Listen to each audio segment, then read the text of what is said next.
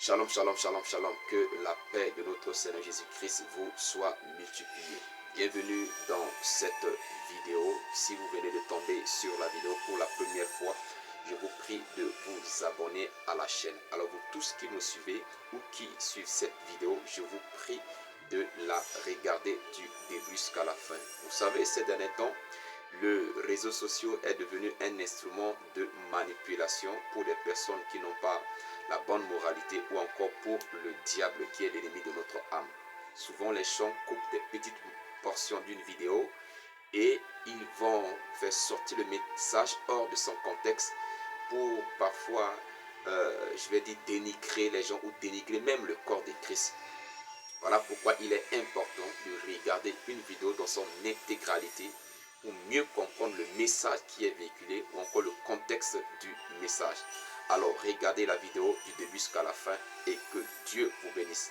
Dans cette vidéo, je vais aborder un thème très important où j'ai intitulé « Pas l'homme mais le Seigneur Jésus-Christ ». Pas l'homme mais le Seigneur Jésus-Christ.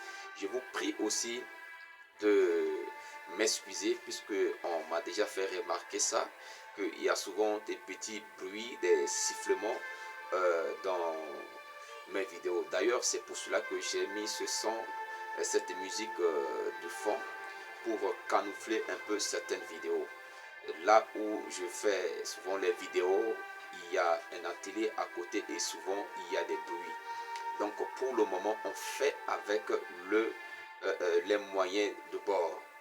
Alléluia, je bénis le Seigneur parce qu'il y a de cela quelques temps, j'ai reçu certaines aides qui nous aident aujourd'hui, qui m'aident aujourd'hui énormément dans ce travail. Donc toute aide est la bienvenue. Si vous pouvez nous aider d'une manière ou d'une autre, ça va nous aider à véhiculer l'évangile et le Seigneur vous récompensera. Donc désolé pour le bruit, mais je vous prie de prêter l'attention beaucoup plus sur le message et son contenu. Que le Saint-Esprit nous aide. Continuons. Dans cette vidéo, je vais parler, comme je l'ai déjà dit, pas à l'homme, mais au Seigneur Jésus-Christ. Pourquoi ce thème? Vous allez remarquer que de nos jours, beaucoup ont les regards sur les serviteurs de Dieu. Beaucoup ont les regards sur les prophètes. Beaucoup ont les regards sur les bishops et autres. Je connais même une chaîne télévision chrétienne où quand vous suivez cette chaîne, vous allez voir que quand les gens veulent rendre témoignage à Dieu, ils viennent dire, ils rendent témoignage au Dieu de tel serviteur de Dieu. C'est comme si le Dieu de ce dernier n'est pas leur Dieu. D'autres, ils rendent beaucoup plus hommage au serviteur de Dieu. Ils font beaucoup plus la pub du serviteur de Dieu et non du Seigneur Jésus-Christ. Beaucoup parlent des grandeurs des prophètes, des grandeurs des bishops, des grandeurs des pasteurs, mais parlent peu de grandeur du Seigneur Jésus-Christ, au point où nous remarquons de nos jours un culte de personnalité. Quelque part, on pense que c'est parce que ces personnes-là sont emportées par le fanatisme. Mais on se rend compte que ces personnes qui sont vénérées en prennent plaisir. Et c'est un danger pour le corps de Christ. Il est important que ceux qui le font, qui rendent un tel hommage exagéré, puissent prendre contrôle. Et il est aussi temps que ces serviteurs de Dieu qui prennent plaisir à ces révérences exagérées puissent interpeller ceux qui le font pour leur dire d'arrêter cela, mais de donner plutôt gloire au Seigneur Jésus-Christ. Bien-aimés dans le Seigneur, la véritable foi chrétienne consiste à avoir les regards sur le Seigneur Jésus-Christ. Voilà pourquoi il y a de cela quelques mois en arrière, j'ai fait une vidéo où j'ai intitulé la vraie définition de la foi chrétienne. Parce que quand on parle de la foi chrétienne, beaucoup sont ceux qui pensent que la foi chrétienne, c'est ce que Hébreux chapitre 11, le verset 1 déclare. Or, la foi est une ferme assurance des choses qu'on espère, une démonstration de celles qu'on ne voit pas. Non, cela n'est pas la définition de la foi. C'est juste la démonstration de la foi ou encore la manifestation de la foi. La foi en Dieu ou encore au Seigneur Jésus-Christ se manifeste ou se démontre par une ferme assurance Mais cela ne définit pas la foi chrétienne. Alléluia. C'est plutôt Hébreux le chapitre 12, le verset 2, nous définit la foi chrétienne. Hébreux chapitre 12, le verset 2 dit: ayons les regards sur Jésus, le chef et le consommateur de la foi, qui, en vue de la joie qui lui était réservée, a souffert la croix, méprisé l'ignominie, et s'est assis à la droite du trône de Dieu. Alléluia. Cette première demi-phrase nous donne déjà la définition de la foi chrétienne. Il dit: ayons les regards sur Jésus, le chef et le consommateur de la foi. La foi chrétienne consiste à avoir les regards sur le Seigneur Jésus-Christ.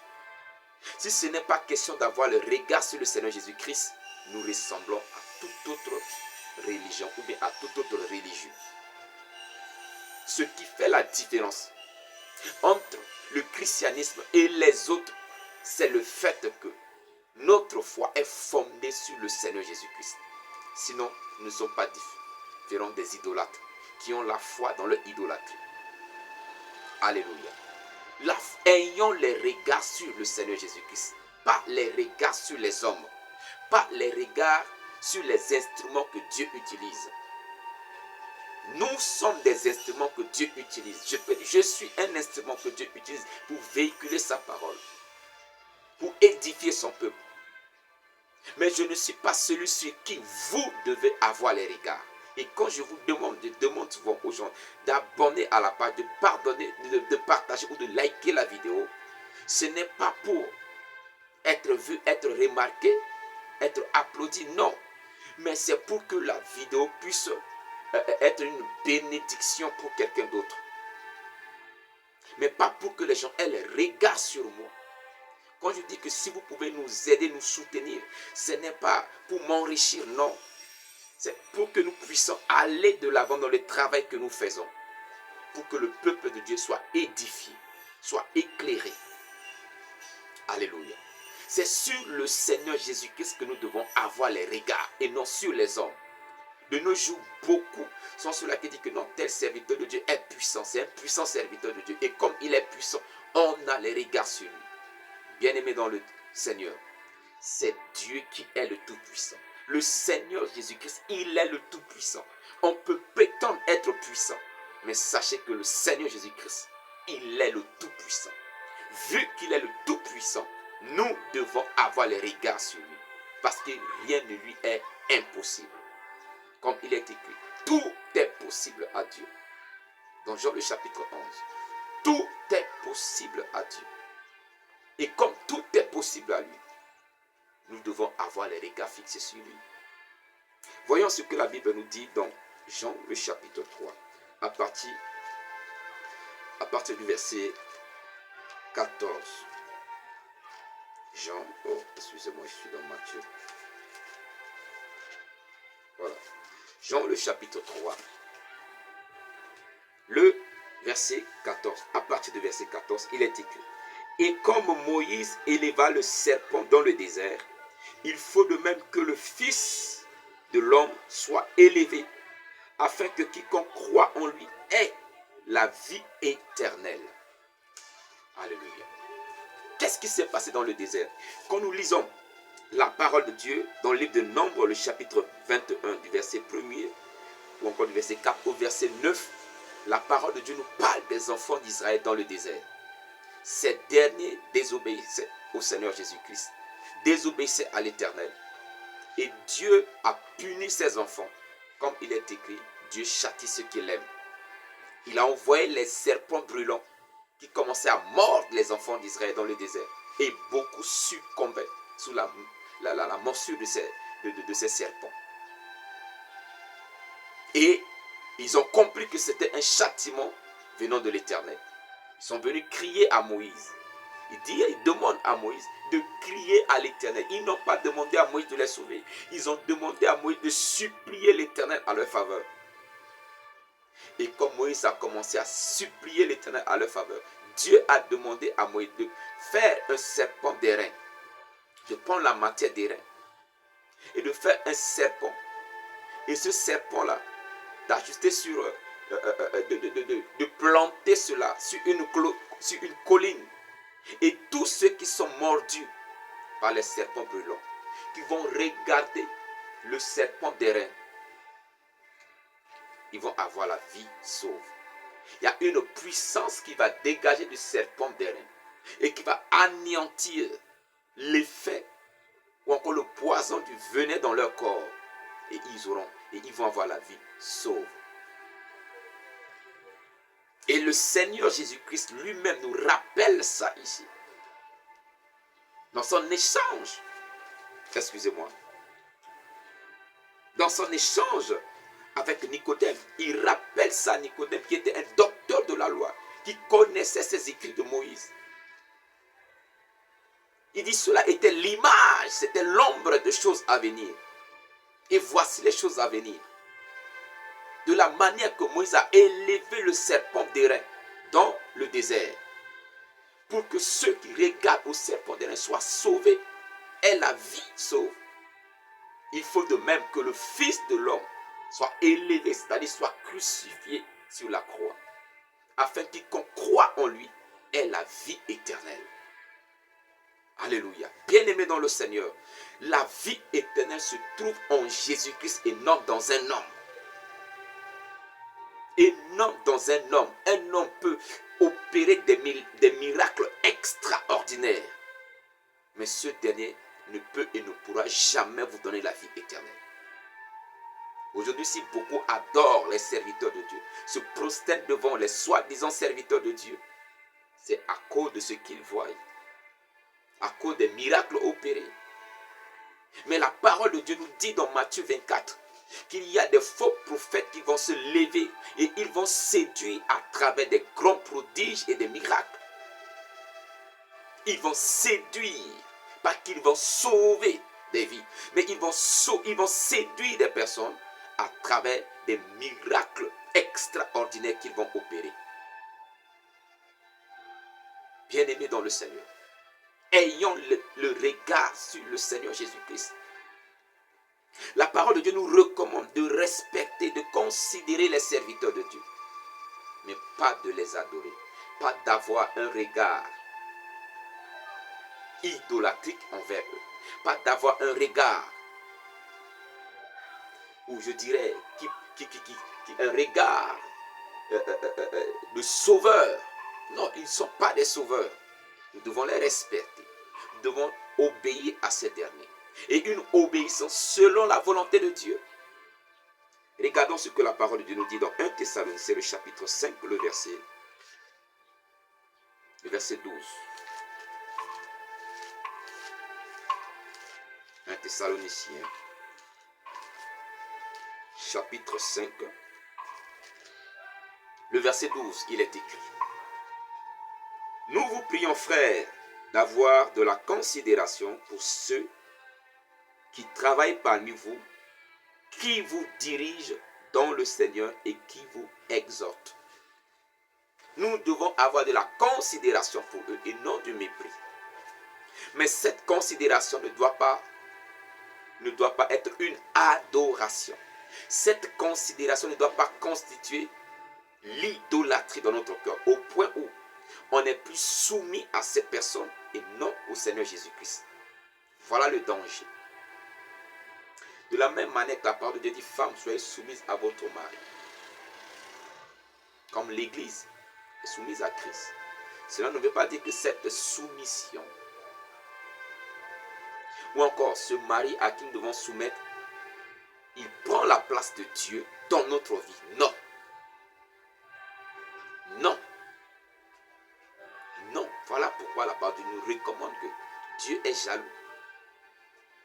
Je vous prie de regarder la prochaine vidéo, parce que dans la prochaine vidéo, nous parlerons, par la grâce du Seigneur Jésus-Christ, du vrai adoration.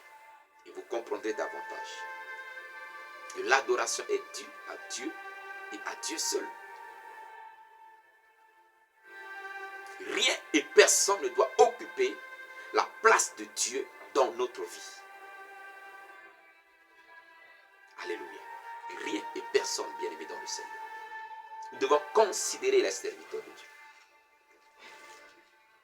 Mais cette considération ne doit pas devenir une idolâtrie. Les serviteurs de Dieu ne doivent pas être des idoles pour nous, bien-aimés dans le Seigneur. Sachant que ce sont des êtres humains comme nous qui ont trouvé grâce aux yeux de Dieu d'être utilisés pour notre bien, d'être utilisés pour notre édification. Hébreux, continuons, avançons. Hébreux le chapitre 13, le verset 17.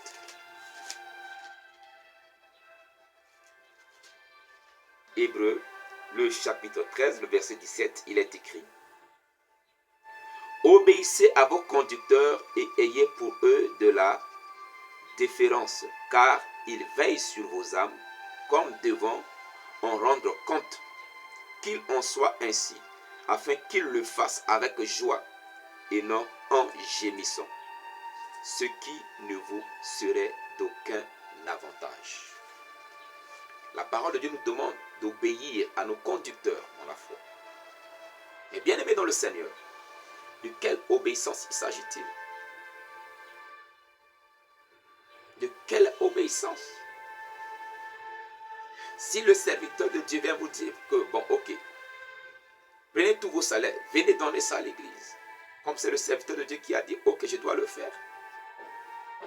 Si le serviteur de Dieu dit que séparez-vous de votre épouse, séparez-vous de votre époux, et allez vous remarier avec quelqu'un d'autre. Si le serviteur de Dieu vous dit que non, vos parents, vos familles, ce sont des démoniaques, ce sont des sorciers, séparez-vous d'eux. Et c'est malheureusement, c'est ce que nous remarquons aujourd'hui. Parce que le prophète a dit que mes parents sont des démoniaques, sont des sorciers. Et beaucoup ont tourné le dos à leur famille comme ça. Ils ont abandonné de prendre soin de leur famille.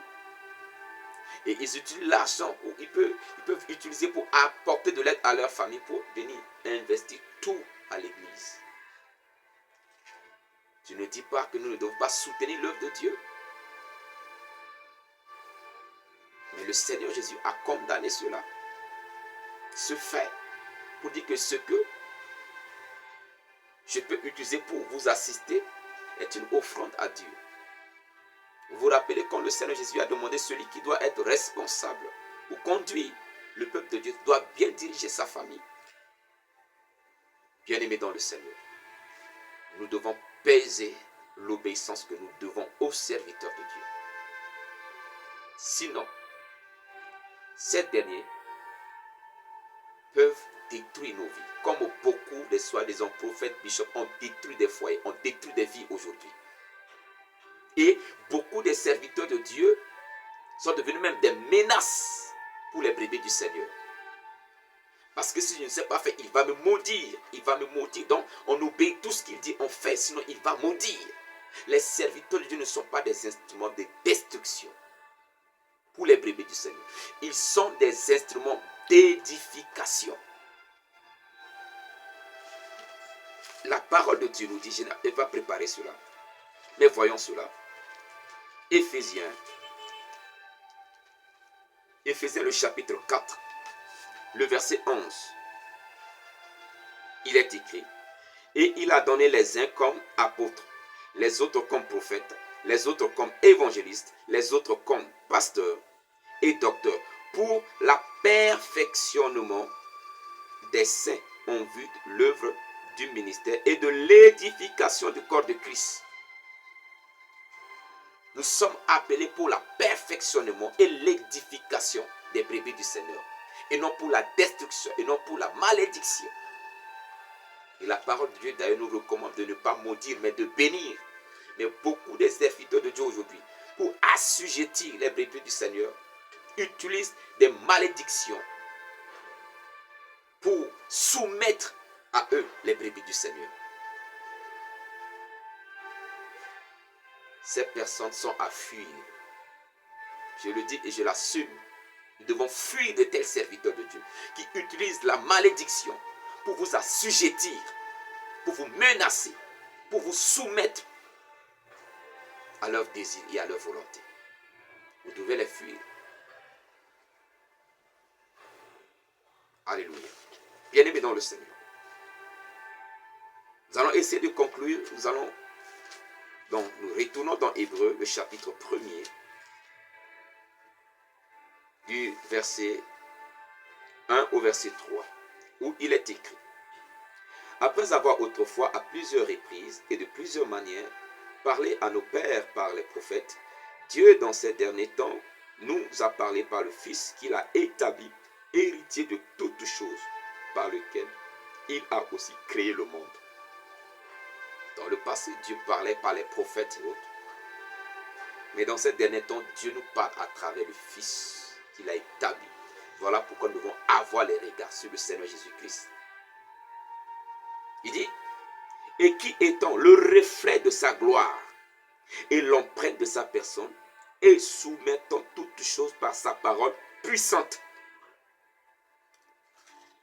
Jésus-Christ est le reflet de la gloire de Dieu. Jésus-Christ est Dieu. Il est la parole. Il soumet toutes choses. Il soutient toutes choses par sa parole puissante. Voilà pourquoi, si nous devons obéir aux serviteurs de Dieu, cette obéissance doit être conforme à la parole de Dieu. C'est pourquoi j'ai donné un exemple tout à l'heure. Si le serviteur de Dieu dit allez vider votre compte, venez, donnez l'argent. Mais vous devez discerner d'abord. Si le serviteur de Dieu dit non, séparez-vous. Il y a des pasteurs qui ont séparé même des couples comme ça. Non, ton mari, c'est un instrument du diable. Ou bien tu veux te marier, tu dois demander l'avis du pasteur d'abord. Oui, le pasteur peut être un canal d'orientation. Mais le choix du conjoint, on ne doit pas prévenir de ce dernier. Ça doit prévenir de la conviction que vous avez du Seigneur Jésus-Christ. Bien-aimés dans le Seigneur, respectez les serviteurs de Dieu. Honorez les serviteurs de Dieu. Mais adorez Dieu et ayez le regard sur Dieu. Voilà pourquoi même les serviteurs de Dieu que nous sommes, nous avons besoin de prière. Vous devez prier Dieu de nous conduire toujours sur le droit chemin. Parce que nous aussi, nous pouvons tomber. Et l'apôtre Paul l'a si bien dit. Il dit: je traite durement mon corps pour ne pas être rejeté après avoir prêché aux autres. Et je vous le demande de prier aussi pour moi. Pour que je ne sois pas un scandale, mais que je sois une source d'édification pour vous. Priez Dieu pour moi, pour que Dieu me garde sur le droit chemin. Parce que nous sommes tentés chaque jour. Nous ne sommes pas des personnes extraordinaires. Un jour, j'ai demandé à une soeur de prier pour moi. Elle dit: oh, mais c'est vous qui devez prier pour nous. Bien-aimé dans le Seigneur, Paul même a demandé à l'église de prier pour lui. La Bible dit dans Actes des Apôtres chapitre 12, quand Hérode a arrêté Pierre, l'église n'a pas cessé d'adresser des prières à Dieu en faveur de Pierre. Et Dieu a envoyé un ange pour secourir Pierre. C'est pour dire que, en tant que des serviteurs de Dieu, nous sommes aussi des personnes vulnérables. Nous pouvons aussi être touchés par l'ennemi. Nous pouvons aussi tomber. Nous ne sommes pas votre sauveur. Notre sauveur à nous tous, c'est le Seigneur Jésus-Christ. Voilà pourquoi nous devons avoir le regard sur lui. Je ne vous demande pas de mépriser les serviteurs de Dieu. Je ne vous demande pas de discréditer les serviteurs de Dieu. Mais je vous demande de les respecter, de les honorer comme vous avez la possibilité. Cependant, adorez Dieu. Que les serviteurs de Dieu ne deviennent pas des idoles pour vous. Que les serviteurs de Dieu ne deviennent pas des idoles pour vous. Sachez que ce sont des êtres humains comme vous, qui ont reçu la grâce. Comme la Bible dit, Marie a trouvé grâce aux yeux de Dieu. Marie a trouvé grâce aux yeux de Dieu. Ce sont des serviteurs de Dieu. C'est une grâce que j'ai trouvée. Dans ma famille, il y a plusieurs garçons, plusieurs femmes. Pourquoi Dieu n'a pas choisi? Mais il m'a fait grâce et je suis reconnaissant envers Dieu. Et je prie que cette grâce abonde davantage. Alors, chers frères et sœurs, que Dieu vous bénisse. Si cette vidéo vous a édifié, vous a éclairé, likez la vidéo, partagez la vidéo. Si vous avez des commentaires, écrivez vos commentaires dans l'espace commentaire. Je rappelle, comme j'ai l'habitude de le faire dans certaines vidéos, nous avons un groupe de partage et d'échange. Et nos échanges se passent souvent sur Zoom. Si vous voulez faire partie de cette équipe, n'hésitez pas à m'écrire et on vous enverra le lien. Que Dieu vous bénisse, que sa grâce vous soit multipliée en Jésus-Christ. Shalom.